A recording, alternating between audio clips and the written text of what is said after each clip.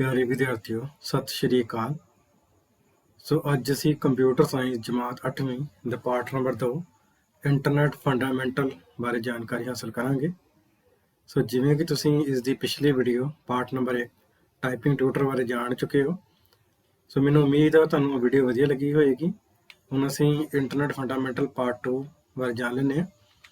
ਸਾਡੇ ਕੋਲ ਇਸ ਪਾਠ ਦੇ ਉਦੇਸ਼ ਨੇ ਇੰਟਰਨੈਟ ਕੀ ਹੈ, ਇੰਟਰਨੈਟ ਦਾ ਇਤਿਹਾਸ ਕੀ ਹੈ, ਇੰਟਰਨੈਟ ਵਰਤਣ ਲਈ ਕਿਹੜੀਆਂ ਜ਼ਰੂਰਤਾਂ ਹਨ, ਇੰਟਰਨੈਟ ਦੁਆਰਾ ਪ੍ਰਦਾਨ ਕੀਤੀਆਂ ਜਾਣ ਵਾਲੀਆਂ ਸਹੂਲਤਾਂ ਕਿਹੜੀਆਂ ਹਨ, ਇੰਟਰਨੈਟ ਕਨੈਕਸ਼ਨ ਦੀ ਕਿਸਮ ਕਿਹੜੀ ਹੈ, ਮੋਡਮ ਅਤੇ ਇਸ ਦੀਆਂ ਕਿਸਮਾਂ ਕੀ ਹਨ, ਇੰਟਰਨੈਟ ਸਰਵਿਸ ਪ੍ਰੋਵਾਈਡਰ ਕੀ ਹੁੰਦਾ ਹੈ, ਇੰਟਰਨੈਟ ਦੁਆਰਾ ਪ੍ਰਦਾਨ ਕੀਤੀਆਂ ਜਾਣ ਵਾਲੀਆਂ ਸੇਵਾਵਾਂ ਕੀ ਹਨ, ਇੰਟਰਨੈਟ ਦੀ ਵਰਤੋਂ ਕਰਨ ਲਈ ਵਰਤੇ ਜਾਣ ਵਾਲੇ ਸਾਧਨ ਅਤੇ ਹੁਨਰ ਬਾਰੇ ਦੱਸੋ। ਲਾਸਟ ਸਾਡੇ ਕੋਲ ਹੈ ਵੈਬ ਬਰਾਊਜ਼ਿੰਗ ਕੀ ਹੈ। ਤੇ ਇਸ ਪਾਠ ਦੇ ਅਖੀਰ ਵਿੱਚ ਅਸੀਂ ਇਸ ਪਾਠ ਦਾ ਅਭਿਆਸ ਕਵਰ ਕਰਾਂਗੇ। ਸੋ ਸਭ ਤੋਂ ਪਹਿਲਾਂ ਅਸੀਂ ਇੰਟਰਨੈਟ ਬਾਰੇ ਜਾਣਨ ਤੋਂ ਪਹਿਲਾਂ ਇਹ ਜਾਣਦੇ ਹਾਂ ਕਿ ਇੰਟਰਨੈਟ ਹੋਂਦ ਦੇ ਵਿੱਚ ਕਿਵੇਂ ਆਇਆ। ਸੋ 1986 ਵਿੱਚ ਨੈਸ਼ਨਲ ਸਾਇੰਸ ਫਾਊਂਡੇਸ਼ਨ ਨੇ ਇਸ ਦਾ ਇੱਕ ਨੈਟਵਰਕ ਬਣਾਇਆ ਅਤੇ ਇਹਨਾਂ ਨੈਟਵਰਕਾਂ ਵਿੱਚ ਸੁਪਰ ਕੰਪਿਊਟਰਾਂ ਦੀ ਸਾਂਝੀ ਵਰਤੋਂ ਕੀਤੀ ਜਾਂਦੀ ਸੀ।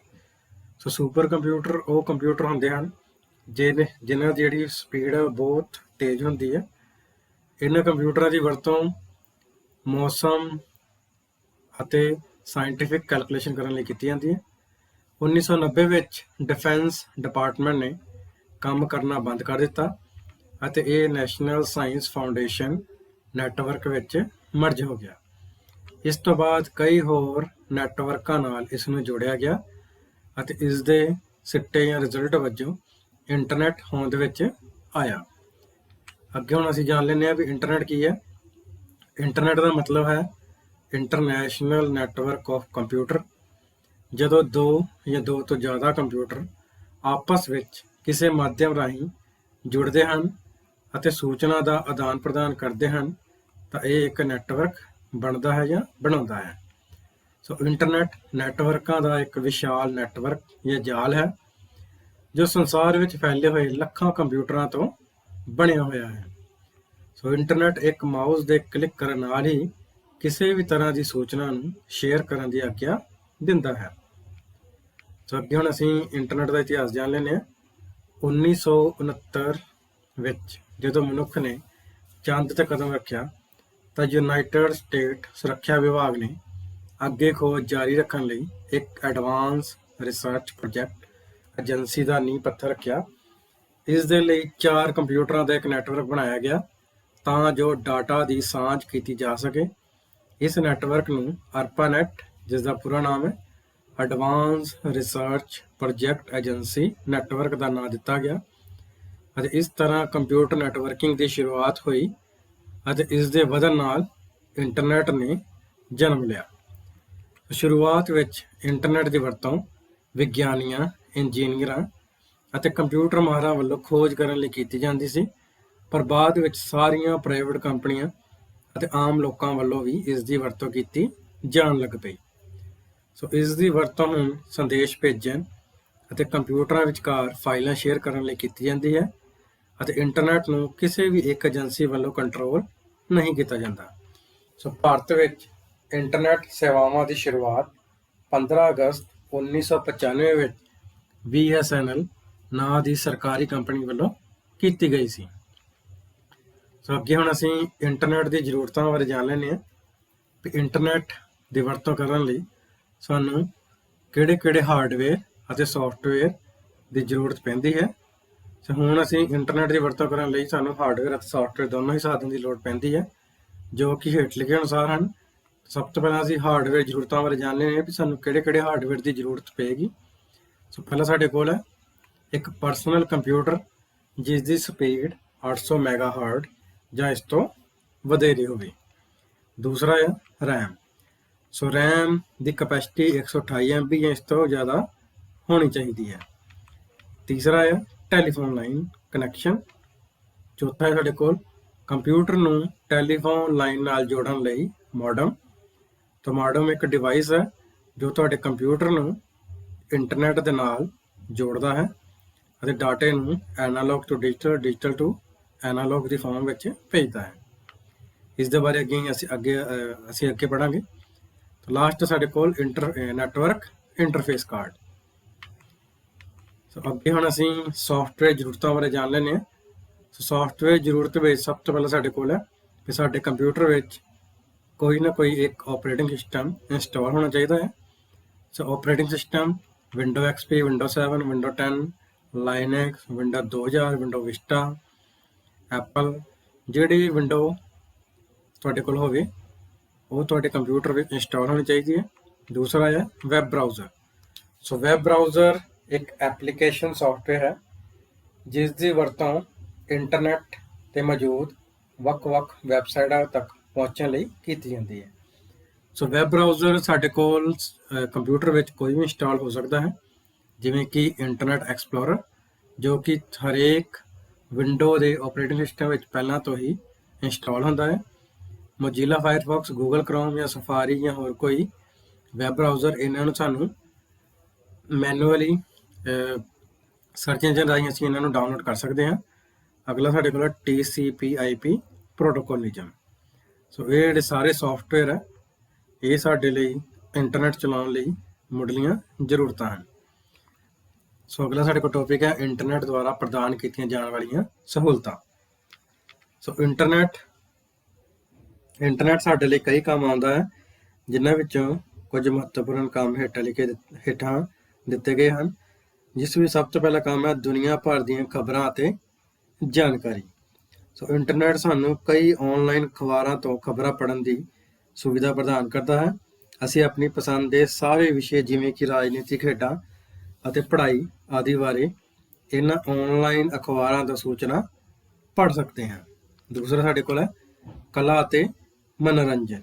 ਸੋ ਇੰਟਰਨੈਟ ਦੁਆਰਾ ਅਸੀਂ ਆਪਣੇ ਮਨੋਰੰਜਨ ਲਈ ਕਈ ਤਰ੍ਹਾਂ ਦੇ ਸੌਫਟਵੇਅਰ ਖਰੀਦ ਅਤੇ ਡਾਊਨਲੋਡ ਕਰ ਸਕਦੇ ਹਾਂ, ਜਿਵੇਂ ਕਿ ਗੇਮ, ਗਾਣੇ, ਫਿਲਮਾਂ, ਚੁਟਕਲੇ, ਕਹਾਣੀਆਂ। ਇਹਨਾਂ ਸਾਰਿਆਂ ਨੂੰ ਅਸੀਂ ਆਪਣੇ ਮਨੋਰੰਜਨ ਲਈ ਇੰਟਰਨੈਟ ਦੀ ਮਦਦ ਨਾਲ ਡਾਊਨਲੋਡ ਕਰ ਸਕਦੇ ਹਾਂ। ਤੀਸਰਾ ਹੈ ਆਨਲਾਈਨ ਸ਼ਾਪਿੰਗ।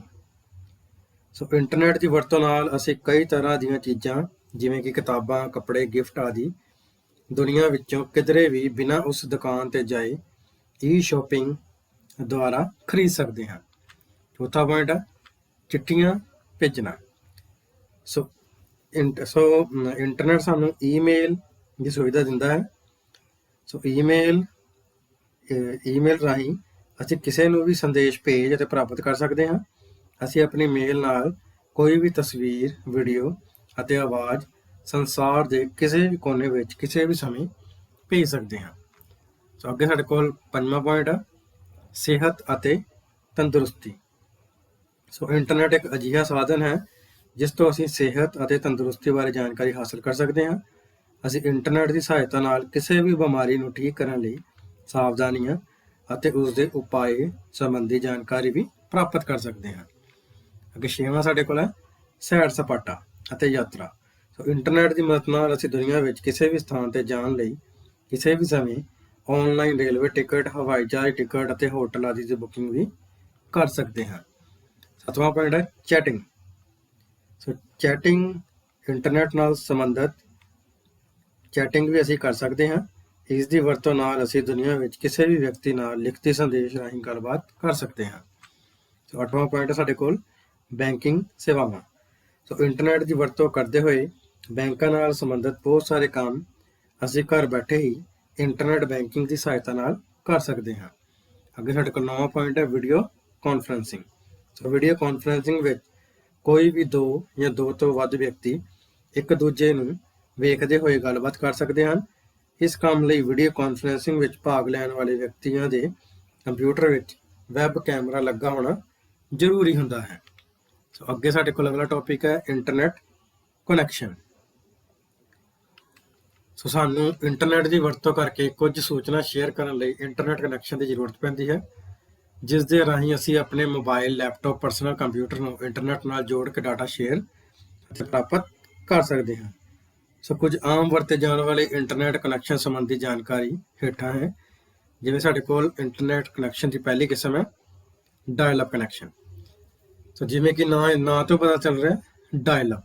ਸੋ ਇਹ ਕਨੈਕਸ਼ਨ ਟੈਲੀਫੋਨ ਲਾਈਨ ਜਾਂ ਸੈਲੂਲਰ ਯੰਤਰ ਜਿਵੇਂ ਕਿ ਮੋਬਾਈਲ ਰਾਹੀਂ ਸਥਾਪਿਤ ਕੀਤੇ ਜਾਂਦੇ ਹਨ।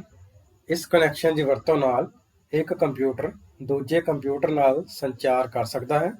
ਇਹ ਕਨੈਕਸ਼ਨ ਸਸਤਾ ਅਤੇ ਇਸ ਦੀ ਸਪੀਡ ਬਹੁਤ ਘੱਟ ਹੁੰਦੀ ਹੈ। ਅੱਗੇ ਦੂਸਰਾ ਸਾਡੇ ਕੋਲ ਕਨੈਕਸ਼ਨ ਹੈ ਬ੍ਰੌਡਬੈਂਡ ਕਨੈਕਸ਼ਨ। ਸੋ ਇਹ ਕਨੈਕਸ਼ਨ ਟੈਲੀਫੋਨ ਲਾਈਨ ਜਾਂ ਟਰਾਂਸਮਿਸ਼ਨ ਲਾਈਨ ਰਾਹੀਂ ਸਥਾਪਿਤ ਕੀਤੇ ਜਾਂਦੇ ਹਨ। ਇਹਨਾਂ ਕਨੈਕਸ਼ਨਾਂ ਦਾ ਡਾਟਾ ਟ੍ਰਾਂਸਫਰ ਰੇਟ ਵਧੇਰੇ ਹੁੰਦਾ ਹੈ। ਇਸ ਕਨੈਕਸ਼ਨ ਦੀ ਵਰਤੋਂ ਵਪਾਰਕ ਸੈਂਟਰਾਂ ਜਾਂ ਯੂਨੀਵਰਸਿਟੀਆਂ ਵੱਲੋਂ ਪ੍ਰਾਈਵੇਟ ਤੌਰ ਤੇ ਕੀਤੀ ਜਾਂਦੀ ਹੈ। ਤੀਸਰਾ ਹੈ ਵਾਇਰਲੈਸ। ਸੋ ਜਿਵੇਂ ਕਿ ਨਾ ਹੀ ਪਤਾ ਚੱਲ ਰਿਹਾ ਤਾਰ ਤੋਂ ਬਿਨਾਂ ਜਿਹੜਾ ਨੈਟਵਰਕ ਵਰਤਿਆ ਜਾਂਦਾ ਹੈ। ਸੋ ਇਸ ਕਨੈਕਸ਼ਨ ਵਿੱਚ ਕੇਬਲ ਜਾਂ ਲਾਈਨ ਦੀ ਵਰਤੋਂ ਨਹੀਂ ਕੀਤੀ ਜਾਂਦੀ। ਇਸ ਕਨੈਕਸ਼ਨ ਨੂੰ ਵਰਤਣ ਲਈ ਇੱਕ ਰਾਊਟਰ ਜਾਂ ਇੱਕ ਮੋਡਮ ਦੀ ਜ਼ਰੂਰਤ ਪੈਂਦੀ ਹੈ। ਅੱਗੇ ਸਾਡੇ ਕੋਲ ਚੌਥਾ ਹੈ ਡਿਜੀਟਲ ਸਬਸਕ੍ਰਾਈਬਰ ਲਾਈਨ, ਜਿਸ ਨੂੰ ਅਸੀਂ DSL ਵੀ ਕਹਿੰਦੇ ਹਾਂ ਸ਼ਾਰਟ 'ਚ। ਇਹ ਕਨੈਕਸ਼ਨ ਵੀ ਤਾਰਾਂ ਦੀ ਵਰਤੋਂ ਕਰਦਾ ਹੈ ਅਤੇ ਇਸ ਵਿੱਚ 2 ਤਾਰਾਂ ਦੀ ਵਰਤੋਂ ਕੀਤੀ ਜਾਂਦੀ ਹੈ। ਇਹ ਸੁਵਿਧਾ ਡਾਇਲ-ਅਪ ਕਨੈਕਸ਼ਨ ਨਾਲੋਂ ਮਹਿੰਗੀ ਹੁੰਦੀ ਹੈ। ਛੋਟੇ ਵਪਾਰੀਆਂ ਅਤੇ ਨਿੱਜੀ ਵਰਤੋਂ ਲਈ ਇਹ ਕਨੈਕਸ਼ਨ ਵਰਤਿਆ ਜਾਂਦਾ ਹੈ। ਇਸ ਕਨੈਕਸ਼ਨ ਦਾ ਡਾਟਾ ਟ੍ਰਾਂਸਫਰ ਰੇਟ 128 kbps ਤੋਂ 8 Mbps ਤੱਕ ਹੁੰਦਾ ਹੈ।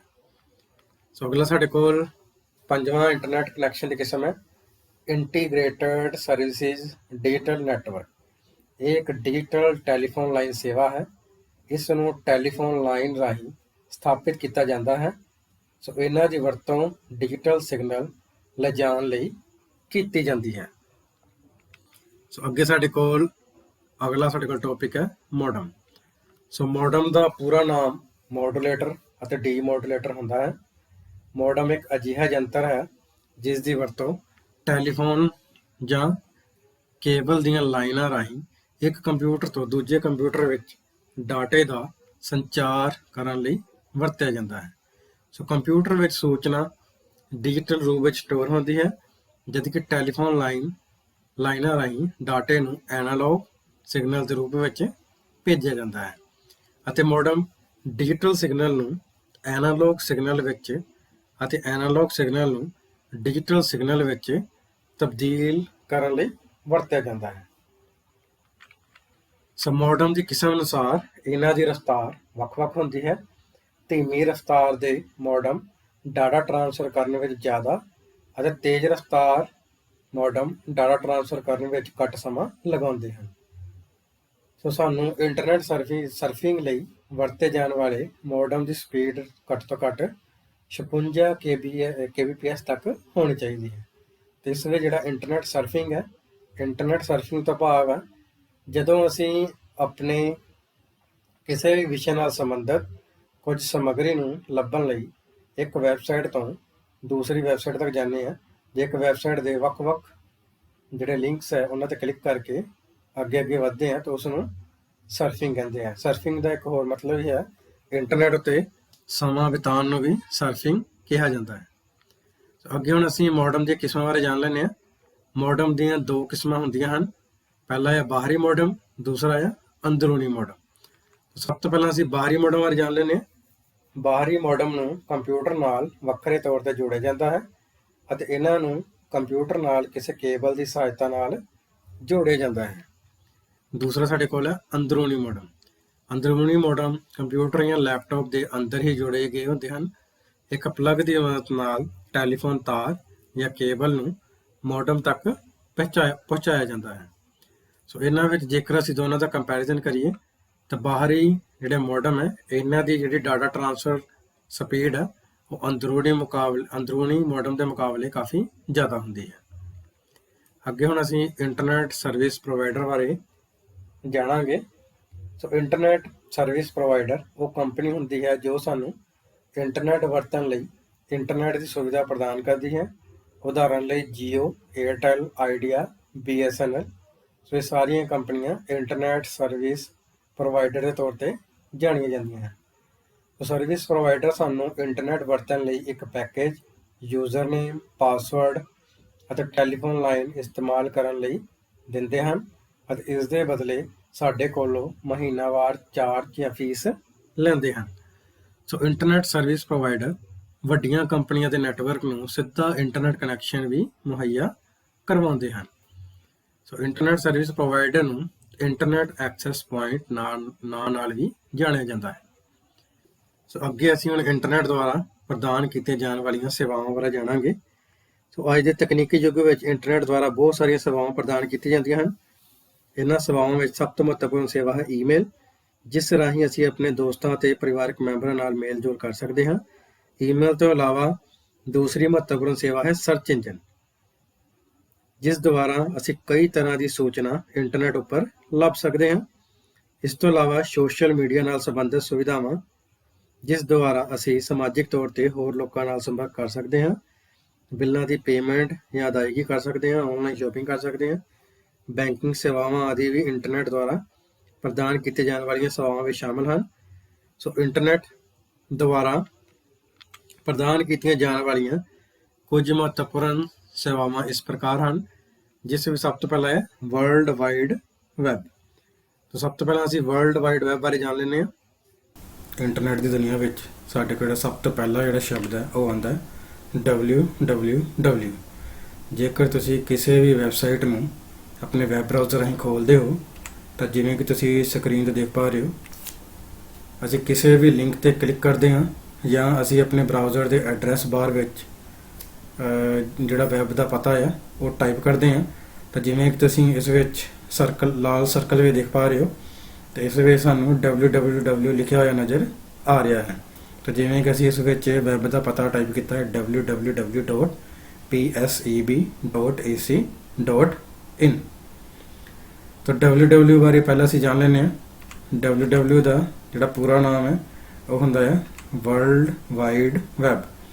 ਜੇਕਰ ਅਸੀਂ ਇਸ ਨੂੰ ਸਮਝਣ ਦੀ ਕੋਸ਼ਿਸ਼ ਕਰੀਏ ਤਾਂ ਇਹ ਇੱਕ ਇਨਫੋਰਮੇਸ਼ਨ ਸਿਸਟਮ ਹੁੰਦਾ ਹੈ, ਜਾਂ ਫਿਰ ਤੁਸੀਂ ਕਹਿ ਸਕਦੇ ਹੋ ਕਿ ਇਹ ਇੱਕ ਡਾਟੇ ਦਾ ਸਮੂਹ ਹੁੰਦਾ ਹੈ, ਜਿਸ ਵਿੱਚ ਬਹੁਤ ਸਾਰੇ ਫੋਟੋ, ਵੀਡੀਓ, ਡਾਕੂਮੈਂਟ, ਇਹਨਾਂ ਸਾਰਿਆਂ ਦਾ ਜਿਹੜਾ ਲਿੰਕ ਹੈ ਉਹ ਇਸ ਵਿੱਚ ਸਟੋਰ ਜਾਂ ਸੇਵ ਰਹਿੰਦਾ ਹੈ, ਜਿਸ ਨੂੰ ਅਸੀਂ URL ਰਾਹੀਂ ਜਾਂ ਵੈਬ ਪਤਾ ਟਾਈਪ ਕਰਕੇ ਅਸੀਂ ਇਸ ਤੱਕ ਪਹੁੰਚ ਜਾਂ ਇਸ ਨੂੰ ਪ੍ਰਾਪਤ ਕਰ ਪਾਉਂਦੇ ਹਾਂ। ਹੁਣ ਅੱਗੇ ਸਾਡੇ ਕੋਲ ਜਿਵੇਂ ਅਸੀਂ ਇਸ ਉਦਾਹਰਨ ਲੈ ਲੈਂਦੇ ਹਾਂ, ਅਸੀਂ ਮੰਨ ਲੈਂਦੇ ਹਾਂ ਵੀ ਇਹ ਜਿਹੜਾ ਸਾਡੇ ਕੋਲ ਇੱਕ ਇੰਟਰਨੈਟ ਹੈ, ਜਿਸ ਵਿੱਚ ਹਜ਼ਾਰਾਂ, ਲੱਖਾਂ, ਕਰੋੜਾਂ ਵੈਬਸਾਈਟਾਂ ਮੌਜੂਦ ਹਨ, ਜਿਨ੍ਹਾਂ ਵਿੱਚ ਫੋਟੋ, ਵੀਡੀਓ ਤੋਂ ਬਾਅਦ ਸਾਡੇ ਕੋਲ ਕੋਈ ਟੈਕਸਟ ਹੈ ਜਾਂ ਫਾਈਲ ਹੈ, ਉਸ ਤੋਂ ਇਲਾਵਾ ਕੋਈ ਡਾਕੂਮੈਂਟ ਵਗੈਰਾ ਹੈ। ਤੇ ਇਹ ਜਿਹੜੇ ਸਾਰੇ ਹੈ ਇਹ ਸਾਰੇ ਆਪਣੇ ਸਰਵਰ 'ਤੇ ਸਟੋਰ ਜਾਂ ਸੇਵ ਰਹਿੰਦੇ ਹਨ। ਹੁਣ ਅੱਗੇ ਅਸੀਂ ਪੜਾਂਗੇ ਵੀ ਹੁਣ ਇਹਨਾਂ ਸਾਰਿਆਂ ਦੀ ਜੋ ਇਨਫੋਰਮੇਸ਼ਨ ਹੈ ਜਾਂ ਇਸ ਨੂੰ ਕਿਵੇਂ ਪ੍ਰਾਪਤ ਕਰਨਾ ਹੈ, ਇਹਨਾਂ ਸਾਰਿਆਂ ਬਾਰੇ ਜੋ ਵੀ ਜਾਣਕਾਰੀ ਹੈ ਉਹ ਸਾਨੂੰ www ਸਟੋਰ ਕਰਕੇ ਰੱਖਦਾ ਹੈ, ਅਤੇ ਇਸ ਨੂੰ ਪ੍ਰਾਪਤ ਕਰਨ ਲਈ ਸਾਨੂੰ ਇੱਕ ਐਡਰੈਸ ਜਾਂ ਪਤਾ, ਜਿਸ ਨੂੰ ਅਸੀਂ URL ਕਹਿੰਦੇ ਹਾਂ, ਦੀ ਜ਼ਰੂਰਤ ਪੈਂਦੀ ਹੈ। ਇਸ ਦਾ ਇੱਕ ਸਿੱਧਾ ਜਿਹਾ ਮਤਲਬ ਹੈ ਕਿ ਅਸੀਂ ਇੰਟਰਨੈਟ 'ਤੇ ਜਿਹੜੀ ਵੀ ਵੈਬਸਾਈਟ ਖੋਲ੍ਹਦੇ ਹਾਂ ਜਾਂ ਜਿਹੜੇ ਵੀ ਲਿੰਕ 'ਤੇ ਕਲਿੱਕ ਕਰਦੇ ਹਾਂ, ਕੋਈ ਵੀ ਫਾਈਲ ਡਾਊਨਲੋਡ ਕਰਦੇ ਹਾਂ, ਕੋਈ ਵੀ ਆਰਟੀਕਲ ਪੜ੍ਹਦੇ ਹਾਂ, ਕੋਈ ਵੀ ਵੀਡੀਓ ਵੇਖਦੇ ਹਾਂ, ਕੋਈ ਵੀ ਵੈਬਸਾਈਟ ਓਪਨ ਕਰਦੇ ਹਾਂ, ਤਾਂ ਇਹਨਾਂ ਸਾਰਿਆਂ ਦਾ ਇੱਕ ਵਿਸ਼ੇਸ਼ ਵੈਬ ਪਤਾ ਜਾਂ ਵੈਬ ਐਡਰੈਸ ਹੁੰਦਾ ਹੈ, ਜਿਸ ਨੂੰ ਅਸੀਂ URL ਕਹਿੰਦੇ ਹਾਂ। ਤੇ URL ਦਾ ਜਿਹੜਾ ਪੂਰਾ ਨਾਮ ਹੈ ਉਹ ਹੈ ਯੂਨੀਫਾਰਮ ਰਿਸੋਰਸ ਲੋਕੇਟਰ। ਜਿਵੇਂ ਕਿ ਤੁਹਾਨੂੰ ਇਸ ਦੇ ਨਾਂ ਤੋਂ ਹੀ ਪਤਾ ਚੱਲ ਰਿਹਾ ਹੈ ਕਿ ਰਿਸੋਰਸ ਲੋਕੇਟਰ ਮਤਲਬ ਕਿ ਰਿਸੋਰਸ ਨੂੰ ਲੋਕੇਟ ਕਰਨਾ ਜਾਂ ਉਸ ਨੂੰ ਲੱਭਣਾ, ਅਤੇ ਸਾਰੀ ਜਾਣਕਾਰੀ ਸਟੋਰ ਹੁੰਦੀ ਹੈ ਵਰਲਡ ਵਾਈਡ ਵੈਬ ਵਿੱਚ। ਸੋ ਅੱਗੇ ਹੁਣ ਸਾਡੇ ਕੋਲ ਇੰਟਰਨੈਟ ਦੁਆਰਾ ਪ੍ਰਦਾਨ ਕੀਤੀ ਜਾਣ ਵਾਲੀਆਂ ਕੁਝ ਮਹੱਤਵਪੂਰਨ ਸੇਵਾਵਾਂ ਵਿੱਚ ਦੂਸਰੀ ਸੇਵਾ ਹੈ ਇਲੈਕਟ੍ਰੋਨਿਕ ਮੇਲ, ਜਿਸ ਨੂੰ ਅਸੀਂ ਈਮੇਲ ਵੀ ਕਹਿੰਦੇ ਹਾਂ। ਸੋ ਹੁਣ ਅਸੀਂ ਈਮੇਲ ਬਾਰੇ ਜਾਣ ਲੈਂਦੇ ਹਾਂ। ਅੱਗੇ ਅਸੀਂ ਹੁਣ ਜਾਣਾਂਗੇ ਈਮੇਲ ਕੀ ਹੈ। ਤਾਂ ਈਮੇਲ ਦਾ ਜਿਹੜਾ ਪੂਰਾ ਨਾਮ ਹੈ ਉਹ ਹੈ ਇਲੈਕਟ੍ਰੋਨਿਕ ਮੇਲ। ਇਸ ਨੂੰ ਅਸੀਂ ਸ਼ਾਰਟ ਵਿੱਚ ਈਮੇਲ ਆਖਦੇ ਹਾਂ। ਈਮੇਲ ਇਲੈਕਟ੍ਰੋਨਿਕ ਯੰਤਰਾਂ ਰਾਹੀਂ ਕਿਸੇ ਨੈਟਵਰਕ ਦੇ ਜ਼ਰੀਏ ਸੰਦੇਸ਼ ਨੂੰ ਭੇਜਣ ਅਤੇ ਪ੍ਰਾਪਤ ਕਰਨ ਦਾ ਇੱਕ ਮਾਧਿਅਮ ਹੈ। ਤੇ ਈਮੇਲ ਦੀ ਜਿਹੜੀ ਵਰਤੋਂ ਹੈ ਉਹ ਸਰਕਾਰੀ ਦਫ਼ਤਰਾਂ, ਅਦਾਲਤਾਂ, ਸਕੂਲਾਂ, ਕਾਲਜਾਂ ਆਦਿ ਜਗ੍ਹਾ 'ਤੇ ਸੂਚਨਾ ਨੂੰ ਭੇਜਣ ਜਾਂ ਪ੍ਰਾਪਤ ਕਰਨ ਲਈ ਇਸ ਦੀ ਵਰਤੋਂ ਕੀਤੀ ਜਾਂਦੀ ਹੈ। ਜਿਵੇਂ ਕਿ ਤੁਸੀਂ ਇਸ ਚਿੱਤਰ ਵਿੱਚ ਦੇਖ ਪਾ ਰਹੇ ਹੋ, ਤੇ ਰੋਜ਼ਾਨਾ ਕਾਫੀ ਸਾਰੀ ਜਿਹੜੀਆਂ ਈਮੇਲਸ ਆ ਉਹ ਇੱਕ ਜਗ੍ਹਾ ਤੋਂ ਦੂਸਰੀ ਜਗ੍ਹਾ ਤੇ ਜਾਂਦੀਆਂ ਹਨ। ਇਹ ਇੰਟਰਨੈਟ ਦੀ ਇੱਕ ਮਹੱਤਵਪੂਰਨ ਸੁਵਿਧਾ ਹੈ। ਅੱਜ ਦੇ ਸਮੇਂ ਵਿੱਚ ਈਮੇਲ ਇੰਟਰਨੈਟ ਦੁਆਰਾ ਪ੍ਰਦਾਨ ਕੀਤੀਆਂ ਜਾ ਰਹੀਆਂ ਸੁਵਿਧਾਵਾਂ ਦੀ ਸੂਚੀ ਵਿੱਚ ਨੰਬਰ 1 ਸਥਾਨ ਤੇ ਹੈ। ਈਮੇਲ ਦੁਆਰਾ ਸੰਦੇਸ਼ ਨੂੰ ਭੇਜਿਆ ਤੇ ਪ੍ਰਾਪਤ ਕੀਤਾ ਜਾਂਦਾ ਹੈ। ਉਦਾਹਰਨ ਦੇ ਤੌਰ ਤੇ ਜੇਕਰ ਅਸੀਂ ਯੂਨਾਈਟਿਡ ਸਟੇਟ ਦੀ ਗੱਲ ਕਰੀਏ ਤਾਂ ਉੱਥੇ ਜਿਹੜਾ ਡਾਕ ਵਿਭਾਗ ਹੈ ਉਹ ਲਗਭਗ 200 ਕਰੋੜ ਦੇ ਲਗਭਗ ਜਿਹੜੀ ਚਿੱਠੀਆਂ ਰੋਜ਼ ਪ੍ਰਾਪਤ ਕਰਦਾ ਹੈ। ਪਰ ਇੰਟਰਨੈਟ ਦੇ ਉੱਤੇ ਹਰ ਰੋਜ਼ ਲਗਭਗ 247 ਕਰੋੜ ਤੋਂ ਵੀ ਜ਼ਿਆਦਾ ਜਿਹੜੀਆਂ ਈਮੇਲਸ ਹੈ ਉਹ ਭੇਜੀਆਂ ਜਾਂਦੀਆਂ ਹਨ। ਅੱਗੇ ਅਸੀਂ ਹੁਣ ਈਮੇਲ ਦੇ ਜਿਹੜੇ ਫਾਇਦੇ ਹੈ ਜਾਂ ਲਾਭ ਹੈ ਉਹਨਾਂ ਬਾਰੇ ਜਾਣ ਲੈਂਦੇ ਹਾਂ। ਤਾਂ ਸਭ ਤੋਂ ਪਹਿਲਾਂ ਸਾਡੇ ਕੋਲ ਇਸਦਾ ਜਿਹੜਾ ਬੈਨੀਫਿਟ ਹੈ, ਲਾਭ ਹੈ, ਉਹ ਹੈਗਾ ਖਰਚ। ਇੰਟਰਨੈਟ ਦੀ ਵਰਤੋਂ ਦੀ ਕੀਮਤ ਇੰਟਰਨੈਟ ਕਨੈਕਸ਼ਨ ਲੈਣ ਲਈ ਦਿੱਤੀ ਜਾਣ ਵਾਲੀ ਰਕਮ ਦੇ ਬਰਾਬਰ ਹੈ। ਯੂਜ਼ਰ ਨੂੰ ਡਾਕ ਟਿਕਟਾਂ ਦੇ ਪੈਸੇ ਨਹੀਂ ਦੇਣੇ ਪੈਂਦੇ। ਇਹ ਫੈਕਸ ਨਾਲੋਂ ਵੀ ਸਸਤੀ ਪੈਂਦੀ ਹੈ। ਫੈਕਸ ਉੱਤੇ ਕਾਗਜ਼ ਅਤੇ ਟੈਲੀਫੋਨ ਦੇ ਖਰਚੇ ਦੇਣੇ ਪੈਂਦੇ ਹਨ। ਈਮੇਲ ਕਰਨ ਸਮੇਂ ਅਜਿਹਾ ਕੋਈ ਖਰਚ ਸਾਨੂੰ ਨਹੀਂ ਦੇਣਾ ਪੈਂਦਾ। ਲੰਬੇ ਸੰਦੇਸ਼ ਦਾ ਖਰਚ ਛੋਟੇ ਸੰਦੇਸ਼ ਜਿੰਨਾ ਹੁੰਦਾ ਹੈ। ਉਸ ਤੋਂ ਬਾਅਦ ਅੱਗੇ ਅਸੀਂ ਪੜਾਂਗੇ ਇਸ ਦਾ ਦੂਸਰਾ ਜਿਹੜਾ ਫੀਚਰ ਹੈ ਉਹ ਸਾਡੇ ਕੋਲ ਹੈ ਰਫ਼ਤਾਰ। ਈਮੇਲ ਦੀ ਰਫ਼ਤਾਰ ਸਾਡੇ ਦੂਸਰੇ ਚਿੱਠੀ ਪੱਤਰ ਨਾਲੋਂ ਵੱਧ ਹੁੰਦੀ ਹੈ। ਈਮੇਲ ਸੰਦੇਸ਼ ਆਪਣੀ ਮੰਜ਼ਿਲ ਉੱਤੇ ਕੁਝ ਕੁ ਮਿੰਟਾਂ ਸਕਿੰਟਾਂ ਵਿੱਚ ਪਹੁੰਚ ਜਾਂਦੇ ਹਨ। ਇੱਕ ਦਿਨ ਵਿੱਚ ਕਈ ਵਾਰ ਪੱਤਰ ਵਿਵਹਾਰ ਕੀਤਾ ਜਾ ਸਕਦਾ ਹੈ। ਤੀਸਰਾ ਸਾਡੇ ਕੋਲ ਇਸ ਵਿੱਚ ਫੀਚਰ ਹੈਗਾ ਸੁਵਿਧਾ।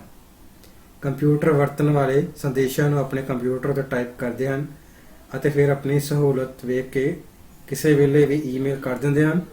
ਇਸ ਨਾਲ ਨਾ ਕਾਗਜ਼ ਦੀ ਵਰਤੋਂ ਹੁੰਦੀ ਹੈ, ਨਾ ਹੀ ਕੋਈ ਡਾਕ ਖਰਚਾ ਆਉਂਦਾ ਹੈ ਤੇ ਨਾ ਹੀ ਕੋਈ ਹੋਰ ਸਮੱਸਿਆ ਆਉਂਦੀ ਹੈ। ਇਸ ਵਿੱਚ ਸਾਡੇ ਕੋਲ ਜਿਹੜਾ ਅਗਲਾ ਇਸ ਦਾ ਫੀਚਰ ਹੈ ਉਹ ਹੈ ਸਾਡੇ ਕੋਲ ਤੁਰੰਤ ਜਵਾਬ। ਸੋ ਤੁਰੰਤ ਜਵਾਬ ਤੋਂ ਇੱਥੇ ਭਾਵ ਹੈ ਵੀ ਜੋ ਵੀ ਅਸੀਂ ਜਿਹੜੀ ਚਿੱਠੀ ਹੈ ਜਾਂ ਕੋਈ ਵੀ ਅਸੀਂ ਪੱਤਰ ਹੈ ਉਹ ਅਸੀਂ ਕਿਸੇ ਨੂੰ ਸੰਦੇਸ਼ ਆਪਣਾ ਭੇਜਦੇ ਹਾਂ ਤਾਂ ਕੁਝ ਹੀ ਦੇਰ ਵਿੱਚ ਸਾਨੂੰ ਉਹਦਾ ਜਿਹੜਾ ਜਵਾਬ ਹੈ ਉਹ ਵੀ ਪ੍ਰਾਪਤ ਹੋ ਜਾਂਦਾ ਹੈ। ਉਸ ਤੋਂ ਬਾਅਦ ਅਗਲਾ ਲਿਖਤੀ। ਇਸ ਵਿੱਚ ਸਾਡੇ ਕੋਲ ਇਸ ਦਾ ਪੰਜਵਾਂ ਫੀਚਰ ਹੈ ਜਾਂ ਫਾਇਦਾ ਹੈ ਲਿਖਣ ਦੀ ਆਜ਼ਾਦੀ। ਤਾਂ ਲਿਖਣ ਦੀ ਆਜ਼ਾਦੀ ਤੋਂ ਭਾਵ ਹੈ ਇਸ ਵਿੱਚ ਸਾਡੇ ਕੋਲ ਸ਼ਬਦਾਂ ਨੂੰ ਲਿਖਣ ਦੀ ਕੋਈ ਪਾਬੰਦੀ ਨਹੀਂ ਹੈ ਕਿ ਅਸੀਂ 50 ਅੱਖਰ ਲਿਖ ਸਕਦੇ ਹਾਂ ਜਾਂ 1000 ਅੱਖਰ ਲਿਖ ਸਕਦੇ ਹਾਂ। ਤੁਸੀਂ ਜਿੰਨੇ ਅੱਖਰ ਚਾਹੋ ਇਸ ਈਮੇਲ ਰਾਹੀਂ ਲਿਖ ਕੇ ਭੇਜ ਸਕਦੇ ਹੋ। ਅਗਲਾ ਸਾਡੇ ਕੋਲ ਹੈ ਮੀਡੀਆ। ਤਾਂ ਤੁਸੀਂ ਈਮੇਲ ਵਿੱਚ ਸਿਰਫ ਸ਼ਬਦ ਹੀ ਨਹੀਂ, ਤੁਸੀਂ ਕੋਈ ਫੋਟੋ, ਵੀਡੀਓ, ਗਾਣੇ ਜਾਂ ਕੋਈ ਹੋਰ ਜਿਹੜੀ ਫਾਈਲ ਹੈ ਉਸ ਨੂੰ ਵੀ ਤੁਸੀਂ ਇਸ ਈਮੇਲ ਦੇ ਵਿੱਚ ਮੌਜੂਦ ਆਪਸ਼ਨ ਅਟੈਚਮੈਂਟ ਰਾਹੀਂ ਉਸ ਨੂੰ ਭੇਜ ਸਕਦੇ ਹੋ। ਅਗਲਾ ਸਾਡੇ ਕੋਲ ਹੈ ਭਰੋਸੇਮੰਦ ਅਤੇ ਸੁਰੱਖਿਆ। ਈਮੇਲ ਇੱਕ ਸੁਰੱਖਿਅਤ ਅਤੇ ਭਰੋਸੇਮੰਦ ਮਾਧਿਅਮ ਹੈ। ਇਹ ਤੁਹਾਡੇ ਸੰਦੇਸ਼ ਨੂੰ ਹਰ ਹਾਲਤ ਵਿੱਚ ਪਹੁੰਚਾਉਣ ਦੀ ਕੋਸ਼ਿਸ਼ ਕਰਦਾ ਹੈ ਅਤੇ 99.99% ਤੱਕ ਇਹ ਭਰੋਸਾ ਦਿੰਦਾ ਹੈ ਕਿ ਤੁਹਾਡੀ ਜਿਹੜੀ ਈਮੇਲ ਹੈ ਉਹ ਤੁਹਾਡੇ ਵੱਲੋਂ ਦਿੱਤੇ ਗਏ ਜਾਂ ਪਤੇ 'ਤੇ ਜ਼ਰੂਰ ਪਹੁੰਚੇਗੀ। ਤੁਹਾਡੀ ਜਿਹੜੀ ਈਮੇਲ ਚਿੱਠੀ ਜਿਹੜੀ ਉਹ ਰਸਤੇ 'ਚ ਗਾਇਬ ਨਹੀਂ ਹੁੰਦੀ ਅਤੇ ਨਾ ਹੀ ਉਸ ਨੂੰ ਕੋਈ ਕਿਸੇ ਕਬੂਤਰ ਦੇ ਫੜਨ ਦਾ ਡਰ ਹੁੰਦਾ ਹੈ ਅਤੇ ਨਾ ਹੀ ਕੋਈ ਤੀਸਰਾ ਵਿਅਕਤੀ ਤੁਹਾਡੇ ਈਮੇਲ ਨੂੰ ਪੜ੍ਹ ਸਕਦਾ ਹੈ। ਜਦੋਂ ਵੀ ਅਸੀਂ ਸਰਚ ਇੰਜਨ ਦੀ ਵਰਤੋਂ ਕਰਦੇ ਹਾਂ, ਸਰਚ ਇੰਜਨ ਦੀ ਵਰਤੋਂ ਕਰਦੇ ਹੋਏ ਅਸੀਂ ਕੋਈ ਵੀ ਵਿਸ਼ਾ ਜਾਂ ਕੋਈ ਵੀ ਟੌਪਿਕ ਸਰਚ ਕਰਦੇ ਹੋਏ ਕਿਹੜੇ ਚਿੰਨ੍ਹ ਲਿਖ ਸਕਦੇ ਹਾਂ। ਇਸ ਵਿੱਚ ਸਭ ਤੋਂ ਪਹਿਲਾਂ ਕਿਸੇ ਵੀ ਟੌਪਿਕ ਨੂੰ ਜਾਂ ਕਿਸੇ ਵੀ ਵਿਸ਼ੇ ਨੂੰ ਸਰਚ ਕਰਨ ਲਈ ਸਾਡੇ ਕੋਲ ਪਹਿਲਾ ਜਿਹੜਾ ਚਿੰਨ੍ਹ ਜਮਾ ਦਾ। ਸੋ ਜਮਾ ਦੇ ਨਿਸ਼ਾਨ ਚਿੰਨ੍ਹ ਦੀ ਵਰਤੋਂ ਉਸ ਸ਼ਬਦ ਲਈ ਕਰੋ ਜੋ ਖੋਜ ਨਤੀਜੇ ਵਿੱਚ ਮੌਜੂਦ ਹੋਣਾ ਚਾਹੀਦਾ ਹੈ। ਸੋ ਕਹਿਣ ਦਾ ਭਾਵ ਜਦੋਂ ਵੀ ਤੁਸੀਂ ਸਰਚ ਇੰਜਨ ਦੀ ਵਰਤੋਂ ਕਰਦੇ ਹੋਏ ਕੁਝ ਵੀ ਵਿਸ਼ਾ ਸਰਚ ਕਰੋ, ਜਿਵੇਂ ਮੰਨ ਲਓ ਕਿ ਅਸੀਂ ਸਰਚ ਕਰ ਰਹੇ ਹਾਂ ਕੰਪਿਊਟਰ ਸਾਇੰਸ ਪਲੱਸ HTML। ਸੋ ਕੰਪਿਊਟਰ ਸਾਇੰਸ ਵਿੱਚ ਅਸੀਂ HTML ਬਾਰੇ ਜਾਣਨਾ ਚਾਹੁੰਦੇ ਹਾਂ ਤਾਂ ਉਹ ਕੀ ਕਰੇਗਾ, ਕੰਪਿਊਟਰ ਸਾਇੰਸ ਦੇ ਨਾਲ ਸੰਬੰਧਿਤ ਜਿੰਨੇ ਵੀ HTML ਟੌਪਿਕਸ ਹੈ ਸੋ ਸਾਰਿਆਂ ਦੀ ਜਿਹੜੀ ਵੈਬਸਾਈਟ ਦੇ ਲਿੰਕਸ ਹੈ ਉਹ ਤੁਹਾਨੂੰ ਇੱਕ ਲਿਸਟਵਾਰ ਮੁਹੱਈਆ ਕਰਵਾਏਗਾ। ਦੂਸਰਾ ਹੈ ਘਟਾਓ ਦਾ ਨਿਸ਼ਾਨ। ਸੋ ਘਟਾਓ ਦੇ ਨਿਸ਼ਾਨ ਚਿੰਨ੍ਹ ਦੀ ਵਰਤੋਂ ਉਸ ਸ਼ਬਦ ਲਈ ਕਰੋ ਜੋ ਖੋਜ ਨਤੀਜੇ ਵਿੱਚ ਮੌਜੂਦ ਨਹੀਂ ਹੋਣਾ ਚਾਹੀਦਾ। तो ਤੁਸੀਂ ਜਦੋਂ ਵੀ ਕੋਈ ਟੌਪਿਕ ਸਰਚ ਕਰੋਗੇ ਤਾਂ ਮਾਈਨਸ ਦਾ ਨਿਸ਼ਾਨ ਜਾਂ ਘਟਾਓ ਦਾ ਨਿਸ਼ਾਨ ਤੁਸੀਂ ਉਸ ਵਕਤ ਲਗਾਉਣਾ ਹੈ ਜੇ ਉਸ ਦੇ ਨਾਲ ਤੁਸੀਂ ਉਹ ਵਿਸ਼ਾ ਉਹ ਟੌਪਿਕ ਲਿਖਣਾ ਹੈ ਜੋ ਤੁਸੀਂ ਚਾਹੁੰਦੇ ਹੋ ਵੀ ਤੁਹਾਡੀ ਸਰਚ ਕੁਐਰੀ ਵਿੱਚ ਉਹ ਜਿਹੜਾ ਟੌਪਿਕ ਆ ਉਹ ਇਨਕਲੂਡ ਜਾਂ ਸ਼ਾਮਿਲ ਨਾ ਹੋਵੇ। ਤੀਸਰਾ ਹੈ ਵਾਕ-ਅੰਸ਼। ਵਾਕ-ਅੰਸ਼ ਨੂੰ ਦਰਸਾਉਣ ਲਈ ਤੁਸੀਂ ਕੋਟੇਸ਼ਨ ਚਿੰਨ੍ਹ ਸਿੰਗਲ ਕੋਮੇ ਦੀ ਵਰਤੋਂ ਕਰ ਸਕਦੇ ਹਾਂ। ਸੋ ਅਗਲਾ ਸਾਡੇ ਕੋਲ ਟੌਪਿਕ ਹੈ ਇੰਟਰਨੈਟ ਦੀ ਵਰਤੋਂ ਕਰਨ ਲਈ ਵਰਤੇ ਜਾਂਦੇ ਸਾਧਨ ਅਤੇ ਹੁਨਰ। ਸੋ ਇੰਟਰਨੈਟ ਦਾ ਪੂਰਾ ਲਾਭ ਲੈਣ ਲਈ ਸਾਨੂੰ ਕੰਪਿਊਟਰ ਦੀ ਚੰਗੀ ਜਾਣਕਾਰੀ ਹੋਣੀ ਚਾਹੀਦੀ ਹੈ। ਵੱਖ-ਵੱਖ ਕੰਮਾਂ ਲਈ ਵੱਖ-ਵੱਖ ਸੌਫਟਵੇਅਰ ਦੀ ਵਰਤੋਂ ਕੀਤੀ ਜਾਂਦੀ ਹੈ ਅਤੇ ਇਹਨਾਂ ਟੂਲ ਦੀ ਵਰਤੋਂ ਸਾਡੀ ਜ਼ਰੂਰਤ 'ਤੇ ਨਿਰਭਰ ਕਰਦੀ ਹੈ। ਸੋ ਕੁਝ ਮਹੱਤਵਪੂਰਨ ਟੂਲ ਜਿਨ੍ਹਾਂ ਦੀ ਵਰਤੋਂ ਅਸੀਂ ਇੰਟਰਨੈਟ ਲਈ ਕਰਦੇ ਹਾਂ। ਸਭ ਤੋਂ ਪਹਿਲਾਂ ਸਾਡੇ ਕੋਲ ਈਮੇਲ ਪ੍ਰੋਗਰਾਮ। ਈਮੇਲ ਪ੍ਰੋਗਰਾਮ ਦੇ ਰਾਹੀਂ ਅਸੀਂ ਕਿਸੇ ਵੀ ਦੋਸਤ ਮਿੱਤਰ ਨੂੰ ਕੋਈ ਵੀ ਸੰਦੇਸ਼ ਪੇਜ 'ਤੇ ਪ੍ਰਾਪਤ ਕਰ ਸਕਦੇ ਹਾਂ। ਦੂਸਰਾ ਹੈ ਵੈਬ ਬਰਾਊਜ਼ਰ। ਸੋ ਵੈਬ ਬਰਾਊਜ਼ਰ ਇੱਕ ਐਪਲੀਕੇਸ਼ਨ ਸੌਫਟਵੇਅਰ ਹੈ ਜਿਸ ਦੀ ਵਰਤੋਂ ਕਰਦੇ ਹੋਏ ਅਸੀਂ ਵੈਬਸਾਈਟ ਤੱਕ ਪਹੁੰਚ ਕਰ ਸਕਦੇ ਹਾਂ। ਤੀਸਰਾ ਹੈ ਨਿਊਜ਼ ਰੀਡਰ। ਨਿਊਜ਼ ਰੀਡਰ ਦੀ ਵਰਤੋਂ ਰੋਜ਼ਾਨਾ ਦੀਆਂ ਖਬਰਾਂ ਪੜ੍ਹਨ ਲਈ ਕੀਤੀ ਜਾਂਦੀ ਹੈ।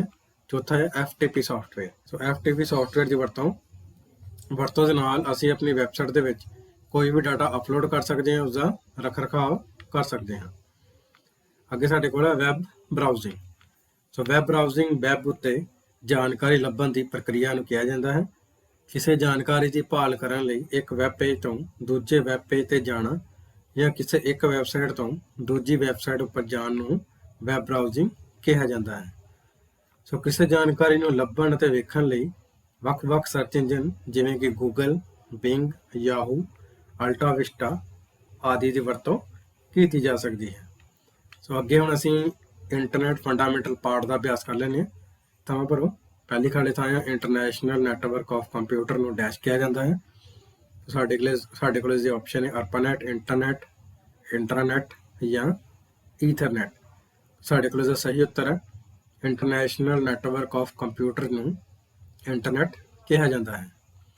ਅੱਗੇ ਸਾਡੇ ਕੋਲ www ਦਾ ਮਤਲਬ ਹੈ ਤੇ ਸਾਡੇ ਕੋਲ ਇਸਦੇ ਆਪਸ਼ਨ ਹੈ world wide web, wide world web, web world wide, last ਹੈ ਵਾਈਡ ਵੈਬ ਵਰਲਡ। ਸਾਡੇ ਕੋਲ ਸਹੀ ਉੱਤਰ ਹੈ www ਦਾ ਮਤਲਬ ਹੈ ਵਰਲਡ ਵਾਈਡ ਵੈਬ। ਅੱਗੇ ਸਾਡੇ ਕੋਲ ਤੀਸਰੀ ਖਾਲੀ ਥਾਂ ਹੈ ਡੈਸ਼ ਇੰਟਰਨੈਟ ਉੱਪਰ ਆਨਲਾਈਨ ਗੱਲਬਾਤ ਕਰਨਾ ਹੁੰਦਾ ਹੈ। ਸਾਡੇ ਕੋਲ ਇਸਦਾ ਆਪਸ਼ਨ ਹੈ ਈ-ਕਮਰਸ, ਚੈਟਿੰਗ, ਵਰਲਡ ਵਾਈਡ ਵੈਬ ਜਾਂ ਇਹਨਾਂ ਵਿੱਚੋਂ ਕੋਈ ਨਹੀਂ। ਸਾਡੇ ਕੋਲ ਇਸਦਾ ਸਹੀ ਉੱਤਰ ਹੈ ਚੈਟਿੰਗ ਇੰਟਰਨੈਟ ਉੱਪਰ ਆਨਲਾਈਨ ਗੱਲਬਾਤ ਕਰਨਾ ਹੁੰਦਾ ਹੈ। ਅੱਗੇ ਸਾਡੇ ਕੋਲ ਚੌਥੀ ਖਾਲੀ ਥਾਂ ਹੈ ਮੇਲ ਭੇਜਣ ਦਾ ਸਭ ਤੋਂ ਤੇਜ਼ ਤਰੀਕਾ ਡੈਸ਼ ਹੁੰਦਾ ਹੈ। ਤਾਂ ਸਾਡੇ ਕੋਲ ਇਸਦੇ ਆਪਸ਼ਨ ਹੈ ਟੈਲੀਗ੍ਰਾਮ, ਚਿੱਠੀਆਂ, ISP ਜਾਂ ਈਮੇਲ। ਸਾਡੇ ਕੋਲ ਦਾ ਸਹੀ ਉੱਤਰ ਹੈ ਈਮੇਲ ਭੇਜਣ ਦਾ ਸਭ ਤੋਂ ਤੇਜ਼ ਤਰੀਕਾ ਈਮੇਲ ਹੁੰਦਾ ਹੈ। ਅੱਗੇ ਸਾਡੇ ਕੋਲ ਪੰਜਵੀਂ ਖਾਲੀ ਥਾਂ ਹੈ ਡੈਸ਼ ਇੱਕ ਡਿਵਾਈਸ ਹੈ ਜੋ ਕੰਪਿਊਟਰ ਨੂੰ ਟੈਲੀਫੋਨ ਲਾਈਨ ਨਾਲ ਜੋੜਦਾ ਹੈ। ਸਾਡੇ ਕੋਲ ਇਸਦੇ ਆਪਸ਼ਨ ਹੈ ਮੋਡਮ, ਟੈਲੀਫੋਨ ਤਾਰ, ਮਾਊਸ ਜਾਂ ਮੋਬਾਈਲ। ਸਾਡੇ ਕੋਲ ਇਸਦਾ ਸਹੀ ਉੱਤਰ ਹੈ ਮੋਡਮ ਇੱਕ ਡਿਵਾਈਸ ਹੈ ਜੋ ਕੰਪਿਊਟਰ ਨੂੰ ਟੈਲੀਫੋਨ ਲਾਈਨ ਨਾਲ ਜੋੜਦਾ ਹੈ। ਅੱਗੇ ਸਾਡੇ ਕੋਲ ਪੂਰੇ ਰੂਪ ਲਿਖੋ www ਜਿਸਦਾ ਪੂਰਾ ਨਾਮ ਹੈ ਵਰਲਡ ਵਾਈਡ ਵੈਬ। ਉਸ ਤੋਂ ਅਗਲਾ ਹੈ ਈਮੇਲ ਦਾ ਪੂਰਾ ਨਾਮ ਹੁੰਦਾ ਹੈ ਇਲੈਕਟ੍ਰੋਨਿਕ ਮੇਲ। ਤੀਸਰਾ ਹੈ ਮੋਡਮ ਦਾ ਪੂਰਾ ਨਾਮ ਹੁੰਦਾ ਮੋਡੂਲੇਟਰ, ਡੀਮੋਡੂਲੇਟਰ। ਚੌਥਾ ਹੈ ਅਰਪਾਨੈਟ ਦਾ ਪੂਰਾ ਨਾਮ ਹੈ advance research project agency network. ਪੰਜਵਾਂ ਹੈ ISDN, ਇਸ ਦੀ ਫੁੱਲ ਫਾਰਮ ਹੈ ਇੰਟੀਗ੍ਰੇਟਡ ਸਰਵਿਸਿਜ਼ ਡਿਜੀਟਲ ਨੈਟਵਰਕ। ਛੇਵਾਂ ਹੈ DSL ਦਾ ਪੂਰਾ ਨਾਮ ਹੁੰਦਾ ਡਿਜੀਟਲ ਸਬਸਕ੍ਰਾਈਬਰ ਲਾਈਨ। ਉਸ ਤੋਂ ਬਾਅਦ ਹੁਣ ਅਸੀਂ ਛੋਟੇ ਉੱਤਰ ਵਾਲੇ ਪ੍ਰਸ਼ਨ ਪੜਾਂਗੇ। ਪਹਿਲਾ ਪ੍ਰਸ਼ਨ ਹੈ ਇੰਟਰਨੈਟ ਕੀ ਹੈ। ਸੋ ਇੰਟਰਨੈਟ ਦਾ ਮਤਲਬ ਹੈ ਇੰਟਰਨੈਸ਼ਨਲ ਨੈਟਵਰਕ ਆਫ ਕੰਪਿਊਟਰ। ਜਦੋਂ ਦੋ ਜਾਂ ਦੋ ਤੋਂ ਜ਼ਿਆਦਾ ਕੰਪਿਊਟਰ ਆਪਸ ਵਿੱਚ ਕਿਸੇ ਮਾਧਿਅਮ ਰਾਹੀਂ ਜੁੜਦੇ ਹਨ ਤਾਂ ਇੱਕ ਨੈਟਵਰਕ ਬਣਦਾ ਹੈ। ਇੰਟਰਨੈਟ ਨੈਟਵਰਕਾਂ ਦਾ ਇੱਕ ਵਿਸ਼ਾਲ ਨੈਟਵਰਕ ਹੈ ਜੋ ਸੰਸਾਰ ਵਿੱਚ ਫੈਲੇ ਹੋਏ ਲੱਖਾਂ ਕੰਪਿਊਟਰਾਂ ਤੋਂ ਬਣਿਆ ਹੈ। ਇੰਟਰਨੈਟ ਇੱਕ ਮਾਊਸ ਦੇ ਕਲਿੱਕ ਕਰਨ ਨਾਲ ਹੀ ਕਿਸੇ ਵੀ ਤਰ੍ਹਾਂ ਦੀ ਸੂਚਨਾ ਨੂੰ ਸ਼ੇਅਰ ਕਰਨ ਦੀ ਆਗਿਆ ਦਿੰਦਾ ਹੈ। ਦੂਸਰਾ ਪ੍ਰਸ਼ਨ ਹੈ ਇੰਟਰਨੈਟ ਸਰਵਿਸ ਪ੍ਰੋਵਾਈਡਰ ਦੀਆਂ ਕੁਝ ਉਦਾਹਰਨਾਂ ਦਿਓ। ਸੋ ਇੰਟਰਨੈਟ ਸਰਵਿਸ ਪ੍ਰੋਵਾਈਡਰ ਦੀਆਂ ਕੁਝ ਉਦਾਹਰਨਾਂ ਸਾਡੇ ਕੋਲ ਹੇਠ ਲਿਖੇ ਅਨੁਸਾਰ ਹਨ, ਜਿਵੇਂ JIO, BSNL, Airtel, idea, Vodafone ਆਦਿ। ਤੀਸਰਾ ਪ੍ਰਸ਼ਨ ਹੈ ਈ-ਕਮਰਸ ਤੋਂ ਤੁਸੀਂ ਕੀ ਸਮਝਦੇ ਹੋ? ਸੋ ਈ-ਕਮਰਸ ਇੰਟਰਨੈਟ ਦੀ ਬਹੁਤ ਹੀ ਮਹੱਤਵਪੂਰਨ ਸੁਵਿਧਾ ਹੈ। ਈ-ਕਮਰਸ ਦਾ ਮਤਲਬ ਕਿਸੇ ਵੀ ਵਪਾਰ ਨੂੰ ਸਮੇਂ ਅਤੇ ਦੂਰੀ ਦੀਆਂ ਸੀਮਾਵਾਂ ਤੋਂ ਹਟ ਕੇ ਵਪਾਰ ਕਰਨ ਦੀ ਯੋਗਤਾ ਹੈ। ਮਾਊਸ ਦੇ ਇੱਕ ਕਲਿੱਕ ਨਾਲ ਗ੍ਰਾਹਕ ਕੋਈ ਵੀ ਖਰੀਦਾਰੀ ਕਿਸੇ ਵੀ ਸਮੇਂ, ਦਿਨ ਜਾਂ ਰਾਤ ਘਰ ਬੈਠੇ ਹੀ ਆਨਲਾਈਨ ਖਰੀਦ ਸਕਦਾ ਹੈ। ਚੌਥਾ ਪ੍ਰਸ਼ਨ ਹੈ ਵੈਬ ਬਰਾਊਜ਼ਿੰਗ ਕੀ ਹੁੰਦੀ ਹੈ? ਵੈਬ ਬਰਾਊਜ਼ਿੰਗ ਵੈਬ ਉੱਤੇ ਜਾਣਕਾਰੀ ਲੱਭਣ ਦੀ ਪ੍ਰਕਿਰਿਆ ਹੈ। ਕਿਸੇ ਜਾਣਕਾਰੀ ਦੀ ਭਾਲ ਕਰਨ ਲਈ ਇੱਕ ਵੈਬ ਪੇਜ ਤੋਂ ਦੂਜੇ ਵੈਬ ਪੇਜ ਤੇ ਜਾਣਾ ਜਾਂ ਕਿਸੇ ਇੱਕ ਵੈਬਸਾਈਟ ਤੋਂ ਦੂਜੀ ਵੈਬਸਾਈਟ ਉੱਪਰ ਜਾਣ ਨੂੰ ਵੈਬ ਬਰਾਊਜ਼ਿੰਗ ਕਿਹਾ ਜਾਂਦਾ ਹੈ। ਸੋ ਕਿਸੇ ਜਾਣਕਾਰੀ ਲੱਭਣ ਅਤੇ ਵੇਖਣ ਲਈ ਸਾਡੇ ਕੋਲ ਵੱਖ-ਵੱਖ ਸਰਚ ਇੰਜਨ ਜਿਵੇਂ ਕਿ Google, being, Yahoo, ultra Vista ਆਦਿ ਦੀ ਵਰਤੋਂ ਵੀ ਕੀਤੀ ਜਾ ਸਕਦੀ ਹੈ। ਅੱਗੇ ਸਾਡੇ ਕੋਲ ਵੱਡੇ ਪ੍ਰਸ਼ਨ ਹੈ ਮੋਡਮ ਕੀ ਹੈ? ਇਸ ਦੀਆਂ ਕਿਸਮਾਂ ਅਤੇ ਰਫ਼ਤਾਰ ਸੰਬੰਧੀ ਜਾਣਕਾਰੀ ਦਿਓ। ਸੋ ਮੋਡਮ ਦਾ ਪੂਰਾ ਨਾਮ ਮੋਡੂਲੇਟਰ ਅਤੇ ਡੀਮੋਡੂਲੇਟਰ ਹੁੰਦਾ ਹੈ। ਮੋਡਮ ਇੱਕ ਅਜਿਹਾ ਯੰਤਰ ਹੈ ਜਿਸ ਦੀ ਵਰਤੋਂ ਟੈਲੀਫੋਨ ਜਾਂ ਕੇਬਲ ਦੀਆਂ ਲਾਈਨਾਂ ਰਾਹੀਂ ਇੱਕ ਕੰਪਿਊਟਰ ਤੋਂ ਦੂਜੇ ਕੰਪਿਊਟਰ ਵਿਚਕਾਰ ਡਾਟੇ ਦਾ ਸੰਚਾਰ ਕਰਨ ਲਈ ਵਰਤਿਆ ਜਾਂਦਾ ਹੈ। ਕੰਪਿਊਟਰ ਵਿੱਚ ਸੂਚਨਾ ਡਿਜੀਟਲ ਰੂਪ ਵਿੱਚ ਸਟੋਰ ਹੁੰਦੀ ਹੈ, ਜਦਕਿ ਟੈਲੀਫੋਨ ਲਾਈਨਾਂ ਰਾਹੀਂ ਡਾਟੇ ਨੂੰ ਐਨਾਲੌਗ ਸਿਗਨਲ ਦੇ ਰੂਪ ਵਿੱਚ ਭੇਜਿਆ ਜਾਂਦਾ ਹੈ ਅਤੇ ਮੋਡਮ ਡਿਜੀਟਲ ਸਿਗਨਲ ਨੂੰ ਐਨਾਲੌਗ ਸਿਗਨਲ ਵਿੱਚ ਅਤੇ ਐਨਾਲੌਗ ਸਿਗਨਲ ਨੂੰ ਡਿਜੀਟਲ ਸਿਗਨਲ ਵਿੱਚ ਤਬਦੀਲ ਕਰਦਾ ਹੈ। ਮੋਡਮ ਦੀ ਕਿਸਮ ਅਨੁਸਾਰ ਇਹਨਾਂ ਦੀ ਰਫ਼ਤਾਰ ਵੀ ਵੱਖ-ਵੱਖ ਹੁੰਦੀ ਹੈ। ਧੀਮੀ ਰਫ਼ਤਾਰ ਦੇ ਮੋਡਮ ਡਾਟਾ ਟ੍ਰਾਂਸਫਰ ਕਰਨ ਵਿੱਚ ਜ਼ਿਆਦਾ ਅਤੇ ਤੇਜ਼ ਰਫ਼ਤਾਰ ਮੋਡਮ ਡਾਟਾ ਟ੍ਰਾਂਸਫਰ ਕਰਨ ਵਿੱਚ ਘੱਟ ਸਮਾਂ ਲਗਾਉਂਦੇ ਹਨ। ਇੰਟਰਨੈਟ ਸਰਫਿੰਗ ਲਈ ਵਰਤੇ ਜਾਣ ਵਾਲੇ ਮੋਡਮ ਦੀ ਸਪੀਡ ਘੱਟ ਤੋਂ ਘੱਟ 56 kbps ਹੋਣੀ ਚਾਹੀਦੀ ਹੈ। ਮੋਡਮ ਦੀਆਂ ਦੋ ਕਿਸਮਾਂ ਹੁੰਦੀਆਂ ਹਨ, ਜਿਵੇਂ ਕਿ ਪਹਿਲਾ ਹੈ ਬਾਹਰੀ ਮੋਡਮ। ਬਾਹਰੀ ਮੋਡਮ ਨੂੰ ਕੰਪਿਊਟਰ ਨਾਲ ਵੱਖਰੇ ਤੌਰ ਤੇ ਜੋੜਿਆ ਜਾਂਦਾ ਹੈ ਅਤੇ ਇਹਨਾਂ ਦੀ ਕੰਪਿਊਟਰ ਨਾਲ ਕਿਸੇ ਕੇਬਲ ਦੀ ਸਹਾਇਤਾ ਨਾਲ ਇਸ ਨੂੰ ਜੋੜਿਆ ਜਾਂਦਾ ਹੈ। ਦੂਸਰਾ ਹੈ ਅੰਦਰੂਨੀ ਮੋਡਮ। ਅੰਦਰੂਨੀ ਮੋਡਮ ਕੰਪਿਊਟਰ ਜਾਂ ਲੈਪਟਾਪ ਦੇ ਅੰਦਰ ਹੀ ਜੋੜੇ ਜਾਂਦੇ ਹਨ। ਇੱਕ ਪਲੱਗ ਦੀ ਮਦਦ ਨਾਲ ਟੈਲੀਫੋਨ ਤਾਰ ਜਾਂ ਕੇਬਲ ਨੂੰ ਮੋਡਮ ਤੱਕ ਪਹੁੰਚਾਇਆ ਜਾਂਦਾ ਹੈ। ਦੂਸਰਾ ਪ੍ਰਸ਼ਨ ਹੈ ਇੰਟਰਨੈਟ ਦੁਆਰਾ ਪ੍ਰਦਾਨ ਕੀਤੀਆਂ ਜਾਣ ਵਾਲੀਆਂ ਸਹੂਲਤਾਂ ਦਾ ਵਰਣਨ ਕਰੋ। ਜਿਸ ਵਿੱਚ ਸਾਡੇ ਕੋਲ ਪਹਿਲੀ ਸਹੂਲਤ ਹੈ ਦੁਨੀਆ ਭਰ ਦੀਆਂ ਖਬਰਾਂ ਤੇ ਜਾਣਕਾਰੀ। ਇੰਟਰਨੈਟ ਸਾਨੂੰ ਕਈ ਆਨਲਾਈਨ ਅਖਬਾਰਾਂ ਤੋਂ ਖਬਰਾਂ ਪੜ੍ਹਨ ਦੇ ਅੱਗੇ ਦਿੰਦਾ ਹੈ। ਅਸੀਂ ਦੁਨੀਆ ਵਿੱਚ ਰੋਜ਼ਾਨਾ ਹੋਣ ਵਾਲੀਆਂ ਘਟਨਾਵਾਂ ਸੰਬੰਧੀ ਜਾਣਕਾਰੀ ਵੀ ਪ੍ਰਾਪਤ ਕਰ ਸਕਦੇ ਹਾਂ। ਦੂਸਰਾ ਹੈ ਕਲਾ ਅਤੇ ਮਨੋਰੰਜਨ। ਇੰਟਰਨੈਟ ਰਾਹੀਂ ਅਸੀਂ ਕਈ ਤਰ੍ਹਾਂ ਦੇ ਸੌਫਟਵੇਅਰ ਖਰੀਦ ਡਾਊਨਲੋਡ ਕਰ ਸਕਦੇ ਹਾਂ, ਜਿਵੇਂ ਕਿ ਗੇਮ, ਗਾਣੇ, ਫਿਲਮਾਂ, ਕਹਾਣੀਆਂ ਆਦਿ। ਤੀਸਰਾ ਪੁਆਇੰਟ ਆਨਲਾਈਨ ਸ਼ਾਪਿੰਗ। ਇਸ ਦੀ ਵਰਤੋਂ ਨਾਲ ਅਸੀਂ ਕਈ ਤਰ੍ਹਾਂ ਦੀਆਂ ਚੀਜ਼ਾਂ ਜਿਵੇਂ ਕਿ ਕਿਤਾਬਾਂ, ਕੱਪੜੇ, ਗਿਫਟ ਆਦਿ ਦੁਨੀਆ ਵਿੱਚ ਕਿਧਰੇ ਵੀ ਬਿਨਾਂ ਉਸ ਦੁਕਾਨ ਤੇ ਗਏ ਹੀ ਈ ਸ਼ਾਪਿੰਗ ਰਾਹੀਂ ਖਰੀਦ ਸਕਦੇ ਹਾਂ। ਚੌਥਾ ਪੁਆਇੰਟ ਹੈ ਚਿੱਠੀਆਂ ਭੇਜਣਾ। ਸੋ ਈਮੇਲ ਦੀ ਵਰਤੋਂ ਨਾਲ ਅਸੀਂ ਸੰਦੇਸ਼ ਭੇਜ ਅਤੇ ਪ੍ਰਾਪਤ ਕਰ ਸਕਦੇ ਹਾਂ। ਇਸ ਤੋਂ ਇਲਾਵਾ ਕੋਈ ਵੀ ਤਸਵੀਰ, ਵੀਡੀਓ ਅਤੇ ਆਵਾਜ਼ ਵੀ ਸੰਸਾਰ ਵਿੱਚ ਕਿਸੇ ਨੂੰ ਵੀ ਕਿਸੇ ਵੀ ਸਮੇਂ ਭੇਜ ਸਕਦੇ ਹਾਂ। ਪੰਜਵਾਂ ਹੈ ਸਿਹਤ ਅਤੇ ਤੰਦਰੁਸਤੀ। ਸਿਹਤ ਅਤੇ ਤੰਦਰੁਸਤੀ ਬਾਰੇ ਜਾਣਕਾਰੀ ਹਾਸਲ ਕਰਨ ਲਈ ਵੀ ਇੰਟਰਨੈਟ ਦੀ ਵਰਤੋਂ ਕਰ ਸਕਦੇ ਹਾਂ। ਇਸ ਦੀ ਮਦਦ ਨਾਲ ਅਸੀਂ ਕਿਸੇ ਵੀ ਬਿਮਾਰੀ ਨੂੰ ਠੀਕ ਕਰਨ ਲਈ ਸਾਵਧਾਨੀਆਂ ਅਤੇ ਉਪਾਅ ਸੰਬੰਧੀ ਜਾਣਕਾਰੀ ਵੀ ਪ੍ਰਾਪਤ ਕਰ ਸਕਦੇ ਹਾਂ। ਛੇਵਾਂ ਹੈ ਚੈਟਿੰਗ। ਚੈਟਿੰਗ ਦੀ ਵਰਤੋਂ ਕਰਦੇ ਹੋਏ ਅਸੀਂ ਦੁਨੀਆ ਵਿੱਚ ਕਿਸੇ ਵੀ ਵਿਅਕਤੀ ਨਾਲ ਲਿਖਤੀ ਸੰਦੇਸ਼ ਰਾਹੀਂ ਗੱਲਬਾਤ ਕਰ ਸਕਦੇ ਹਾਂ। ਸੱਤਵਾਂ ਪੁਆਇੰਟ ਹੈ ਬੈਂਕਿੰਗ ਸੇਵਾਵਾਂ। ਸੋ ਇੰਟਰਨੈਟ ਦੀ ਵਰਤੋਂ ਕਰਦੇ ਹੋਏ ਬੈਂਕਾਂ ਨਾਲ ਸੰਬੰਧਿਤ ਕੰਮ ਘਰ ਬੈਠੇ ਹੀ ਇੰਟਰਨੈਟ ਬੈਂਕਿੰਗ ਦੀ ਸਹਾਇਤਾ ਨਾਲ ਕਰ ਸਕਦੇ ਹਾਂ। ਸੋ ਅੱਗੇ ਸਾਡੇ ਕੋਲ ਤੀਜਾ ਪ੍ਰਸ਼ਨ ਹੈ ਈਮੇਲ ਕੀ ਹੈ ਅਤੇ ਈਮੇਲ ਦੀ ਵਰਤੋਂ ਦੇ ਲਾਭ ਲਿਖੋ। ਸੋ ਈਮੇਲ ਦਾ ਪੂਰਾ ਨਾਮ ਇਲੈਕਟ੍ਰੋਨਿਕ ਮੇਲ ਹੈ। ਈਮੇਲ ਦੀ ਵਰਤੋਂ ਨਾਲ ਅਸੀਂ ਸੁਨੇਹਾ ਭੇਜ ਅਤੇ ਪ੍ਰਾਪਤ ਕਰ ਸਕਦੇ ਹਾਂ। ਟੈਕਸਟ, ਵੀਡੀਓ, ਆਡੀਓ ਅਤੇ ਹੋਰ ਫਾਈਲਾਂ ਨੂੰ ਵੀ ਇਸ ਰਾਹੀਂ ਭੇਜਿਆ ਜਾ ਸਕਦਾ ਹੈ। ਅੱਜ ਦੇ ਸਮੇਂ ਵਿੱਚ ਈਮੇਲ ਇੰਟਰਨੈਟ ਦੀ ਸਭ ਤੋਂ ਵੱਧ ਮਸ਼ਹੂਰ ਸੇਵਾਵਾਂ ਵਿੱਚੋਂ ਇੱਕ ਜਾਣੀ ਜਾਂਦੀ ਹੈ। ਸੋ ਇੰਟਰਨੈਟ ਤੇ ਈਮੇਲ ਸੇਵਾ ਹਰ ਰੋਜ਼ ਲਗਭਗ 247 ਬਿਲੀਅਨ ਈਮੇਲਾਂ ਨੂੰ ਸੰਭਾਲਦੀ ਹੈ। ਸੋ ਹੁਣ ਅਸੀਂ ਈਮੇਲ ਦੇ ਲਾਭ ਬਾਰੇ ਜਾਣ ਲੈਂਦੇ ਹਾਂ। ਸੋ ਸਭ ਤੋਂ ਪਹਿਲਾਂ ਇਸ ਦਾ ਲਾਭ ਹੈ ਖਰਚ। ਇੰਟਰਨੈਟ ਦੀ ਵਰਤੋਂ ਲਈ ਦਿੱਤੀ ਜਾਣ ਵਾਲੀ ਰਕਮ ਤੋਂ ਇਲਾਵਾ ਈਮੇਲ ਦੀ ਵਰਤੋਂ ਲਈ ਹੋਰ ਕੁਝ ਵੀ ਵਾਧੂ ਖਰਚ ਨਹੀਂ ਕਰਨਾ ਪੈਂਦਾ। ਯੂਜ਼ਰ ਦਾ ਡਾਕ ਟਿਕਟਾਂ ਦਾ ਵੀ ਇਸ ਵਿੱਚ ਕੋਈ ਖਰਚ ਨਹੀਂ ਹੁੰਦਾ। ਦੂਸਰਾ ਸਾਡੇ ਕੋਲ ਰਫ਼ਤਾਰ। ਈਮੇਲ ਦੀ ਰਫ਼ਤਾਰ ਸਾਡੇ ਦੂਜੇ ਚਿੱਠੀ ਪੱਤਰ ਵਿਹਾਰ ਨਾਲੋਂ ਵੱਧ ਹੁੰਦੀ ਹੈ। ਈਮੇਲ ਸੰਦੇਸ਼ ਆਪਣੀ ਮੰਜ਼ਿਲ ਉੱਤੇ ਕੁਝ ਕੁ ਮਿੰਟਾਂ ਸਕਿੰਟਾਂ ਵਿੱਚ ਪਹੁੰਚ ਜਾਂਦੇ ਹਨ। ਤੀਸਰਾ ਇਸ ਦਾ ਲਾਭ ਹੈ ਸਹੂਲਤ। ਕੰਪਿਊਟਰ ਯੂਜ਼ਰ ਸੰਦੇਸ਼ ਨੂੰ ਆਪਣੇ ਕੰਪਿਊਟਰ ਤੇ ਟਾਈਪ ਕਰਦੇ ਹਨ ਅਤੇ ਫਿਰ ਆਪਣੀ ਸਹੂਲਤ ਅਨੁਸਾਰ ਕਿਸੇ ਵੀ ਸਮੇਂ ਈਮੇਲ ਕਰ ਦਿੰਦੇ ਹਨ। ਚੌਥਾ ਹੈ e commerce. E commerce internet ਦੀ ਬਹੁਤ ਹੀ ਮਹੱਤਵਪੂਰਨ ਸੁਵਿਧਾ ਹੈ। ਈ ਕਮਰਸ ਦਾ ਮਤਲਬ ਕਿਸੇ ਵੀ ਵਪਾਰ ਨੂੰ ਸਮੇਂ ਅਤੇ ਦੂਰੀ ਦੀਆਂ ਸੀਮਾਵਾਂ ਤੋਂ ਹਟ ਕੇ ਵਪਾਰ ਕਰਨ ਦੀ ਯੋਗਤਾ ਹੈ। ਮਾਊਸ ਦੇ ਇੱਕ ਕਲਿੱਕ ਨਾਲ ਗ੍ਰਾਹਕ ਕੋਈ ਵੀ ਖਰੀਦਾਰੀ ਕਿਸੇ ਵੀ ਸਮੇਂ ਦਿਨ ਜਾਂ ਰਾਤ ਘਰ ਬੈਠੇ ਹੀ ਆਨਲਾਈਨ ਖਰੀਦ ਸਕਦਾ ਹੈ। ਪੰਜਵਾਂ ਹੈ ਸੋਸ਼ਲ ਨੈਟਵਰਕਿੰਗ ਸਾਈਟ। ਹਰੇਕ ਸੋਸ਼ਲ ਨੈਟਵਰਕਿੰਗ ਵੈਬਸਾਈਟ ਵਿੱਚ ਆਪਣਾ ਨਿੱਜੀ ਖਾਤਾ ਖੋਲ੍ਹਣ ਲਈ ਈਮੇਲ ਆਈਡੀ ਦੀ ਲੋੜ ਹੁੰਦੀ ਹੈ, ਜਿਸ ਦੀ ਥਾਂ ਅਸੀਂ ਆਪਣੀ ਪਹਿਲਾਂ ਤੋਂ ਬਣੀ ਈਮੇਲ ਅਕਾਊਂਟ ਆਈਡੀ ਦੀ ਵਰਤੋਂ ਕਰਕੇ ਆਪਣਾ ਖਾਤਾ ਵਰਤ ਸਕਦੇ ਹਾਂ। ਸੋ ਅਗਲਾ ਪ੍ਰਸ਼ਨ ਸਾਡੇ ਕੋਲ ਵਰਲਡ ਵਾਈਡ ਵੈਬ ਉੱਪਰ ਨੋਟ ਲਿਖੋ। ਸੋ ਵਰਲਡ ਵਾਈਡ ਵੈਬ ਜਾਣਕਾਰੀ ਦਾ ਸੰਗ੍ਰਹਿ ਹੈ ਜਿਸ ਦੀ ਵਰਤੋਂ ਇੰਟਰਨੈਟ ਰਾਹੀਂ ਕੀਤੀ ਜਾਂਦੀ ਹੈ। ਵਰਲਡ ਵਾਈਡ ਵੈਬ ਉੱਪਰ ਸਟੋਰ ਸੂਚਨਾ ਨੂੰ ਵੈਬ ਬਰਾਊਜ਼ਰ ਦੀ ਸਹਾਇਤਾ ਨਾਲ ਦੇਖਿਆ ਜਾ ਸਕਦਾ ਹੈ। ਵਰਲਡ ਵਾਈਡ ਵੈਬ ਵਿੱਚ ਸਾਰੀਆਂ ਪਬਲਿਕ ਵੈਬਸਾਈਟਾਂ ਜੁੜੀਆਂ ਹੁੰਦੀਆਂ ਹਨ ਜੋ ਕਿ ਪੂਰੀ ਦੁਨੀਆ ਵਿੱਚ ਇੰਟਰਨੈਟ ਨਾਲ ਜੁੜੀਆਂ ਹੁੰਦੀਆਂ ਹਨ। ਵੈਬਸਾਈਟ ਜਾਂ ਪੇਜ ਦੀ ਪਛਾਣ ਲਈ ਉਸ ਨੂੰ ਇੱਕ ਵਿਲੱਖਣ ਐਡਰੈਸ ਦਿੱਤਾ ਜਾਂਦਾ ਹੈ ਜਿਸ ਨੂੰ ਯੂਨੀਫਾਰਮ ਰਿਸੋਰਸ ਲੋਕੇਟਰ ਜਾਂ URL ਕਿਹਾ ਜਾਂਦਾ ਹੈ। ਵਰਲਡ ਵਾਈਡ ਵੈਬ ਬਹੁਤ ਸਾਰੀਆਂ ਵੈਬਸਾਈਟਾਂ ਦਾ ਸਮੂਹ ਹੁੰਦਾ ਹੈ ਜਿਸ ਵਿੱਚ email, mailing list, news group ਆਦਿ ਸ਼ਾਮਲ ਹੁੰਦੇ ਹਨ। ਅੱਗੇ ਸਾਡੇ ਕੋਲ ਪੰਜਵਾਂ ਪ੍ਰਸ਼ਨ ਹੈ ਇੰਟਰਨੈਟ ਦੁਆਰਾ ਪ੍ਰਦਾਨ ਕੀਤੀਆਂ ਜਾਂਦੀਆਂ ਮੁੱਖ ਸੇਵਾਵਾਂ ਦਾ ਵਰਣਨ ਕਰੋ।